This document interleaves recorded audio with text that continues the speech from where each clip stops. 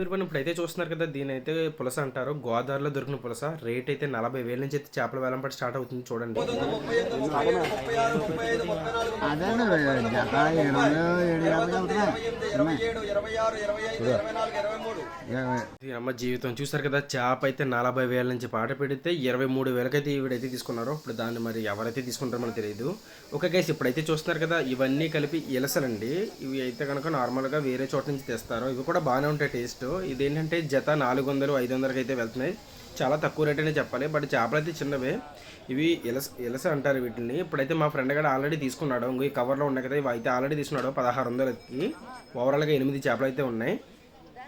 ఇది కూడా పులసే. ఇప్పుడైతే పాట అయితే స్టార్ట్ అవబోతుంది. చేపల వేలం పాట మీరే చూడండి ఎంత రేటుకి అయితే వెళ్తుంది.